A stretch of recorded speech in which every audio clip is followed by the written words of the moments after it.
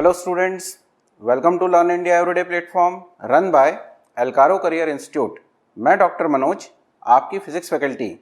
आज के इस सेशन में हम डिस्कस करने वाले हैं एक न्यूमेरिकल को जो बेस्ड है इलेक्ट्रिक फ्लक्स के बेसिक कंसेप्ट पे। लेकिन आज के इस सेशन को आगे बढ़ाने से पहले हम बात कर लेते हैं उस प्लेटफॉर्म की जिस पर हम ये सेशन आगे बढ़ाने वाले हैं। एल्कारो करियर इंस्टीट्यूट क्लास 6 से लेकर क्लास 12th तक के सभी सब्जेक्ट्स की प्रिपरेशन आपको करवाता है। यहाँ पर हम आपको स्कूल एग्ज़ाम के साथ साथ IIT JEE और नीट की भी प्रिपरेशन करवाते हैं। उम्मीद करता हूँ आप लोग सभी स्वस्थ होंगे और आप लोगों की पढ़ाई भी अच्छे से चल रही होगी। आप लोगों ने अभी तक अगर इस चैनल को सब्सक्राइब नहीं किया है तो आज ही इसे सब्सक्राइब करें ताकि सब्जेक्ट्स का अच्छे से अच्छा नॉलेज आपको डिलीवर किया जा सके। तो चलिए स्टार्ट करते हैं आज का सेशन। तो बच्चों, आज हमारे पास जो क्वेश्चन है वो है a circular plane sheet of radius 10 centimetre is placed in a uniform electric field of 5 × 10⁵ newton per coulomb making an angle of 60 degree with the field. Calculate the electric flux through the sheet. तो चलिए सबसे पहले हम इस question को समझते हैं। इस क्वेश्चन में हमें बोला गया है कि एक सर्कुलर प्लेन शीट है जिसकी रेडियस हमें दी हुई है 10 सेंटीमीटर। तो सबसे पहले एक सर्कुलर शीट जिसकी रेडियस हम लेके चलेंगे 10 सेंटीमीटर। मैं अगर इसको SI यूनिट में कन्वर्ट करता हूं तो मैं लिखूंगा 0.1 मीटर। तो रेडियस है इस प्लेट की 0.1 मीटर। इसे प्लेस किया गया है एक यूनिफॉर्म इलेक्ट्रिक फील्ड में जिसकी वैल्यू हमें दे दी गई है E = 5 × 10⁵ न्यूटन पर कूलम्ब। तो ये वैल्यू ऑलरेडी SI यूनिट में है। हम ये अज्यूम कर लेते हैं कि हमारी जो इलेक्ट्रिक फील्ड है वो electric field positive x direction की तरफ मूव कर रही है। तो ये मेरी इलेक्ट्रिक फील्ड है। हमें क्वेश्चन में कहा गया है कि ये जो सर्कुलर प्लेट है ये इस इलेक्ट्रिक फील्ड के साथ 60 डिग्री का एंगल बना के और रखी गई है। तो एक सर्कुलर प्लेट हम यहां ड्रॉ करते हैं जो इस इलेक्ट्रिक फील्ड के साथ 60 डिग्री का एंगल बना के और रखी हुई है। तो ये एंगल मैं अज्यूम कर लेता हूं कि 60 डिग्री का है। अब अगर मुझे इस सर्कुलर प्लेट से फ्लो होने वाला इलेक्ट्रिक फ्लक्स कैलकुलेट करना है तो सबसे पहले हमें देखना पड़ेगा कि हम फॉर्मूला कौन सा यूज करने वाले हैं। और इलेक्ट्रिक फ्लक्स का फॉर्मूला बच्चों होता है E∅ = vector E dot ds।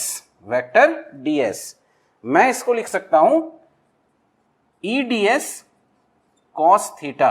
और हम जानते हैं कि ये जो थीटा है ये एंगल होता है इलेक्ट्रिक फील्ड और एरिया वेक्टर का।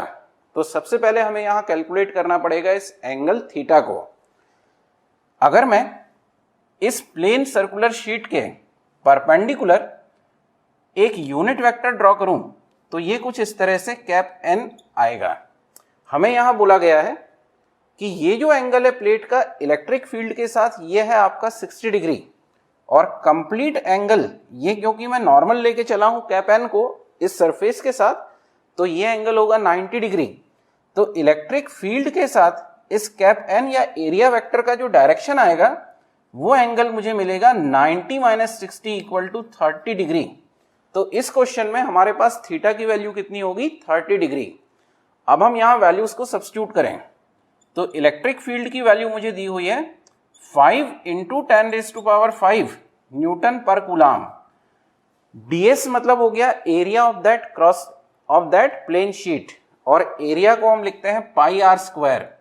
तो पाई की वैल्यू हो गई 3.14 और रेडियस हमें दी है 0.1 मीटर। तो यहां हो जाएगा 0.1 का स्क्वायर मल्टीप्लाइड बाय cos 30।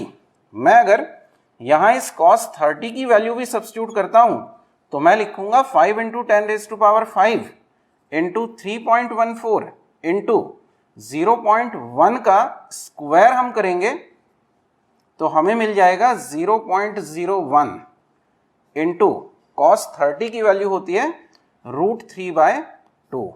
तो अब अगर इस पूरे पार्ट को मैं सॉल्व करता हूं तो मुझे वैल्यू मिलेगी 1.36 इंटू 10⁴ न्यूटन मीटर स्क्वायर पर कूलाम।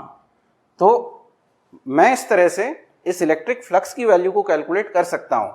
तो इस क्वेश्चन में हमने ये देखा कि अगर मुझे कोई एक प्लेन शीट दी हुई है जो इलेक्ट्रिक फील्ड के साथ एक पर्टिकुलर एंगल बना के रखी हुई है और मुझे उस सरफेस से निकलने वाले इलेक्ट्रिक फ्लक्स को कैलकुलेट करना है, तो इस फॉर्मूले phi E equal to vector E dot ds को यूज करके हम उस इलेक्ट्रिक फ्लक्स को किस तरह से कैलकुलेट कर सकते हैं।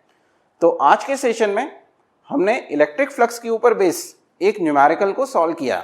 नेक्स्ट सेशन में इसी तरह के कुछ और कंसेप्ट लेके मैं आपसे फिर मिलूंगा। तब तक के लिए नमस्कार।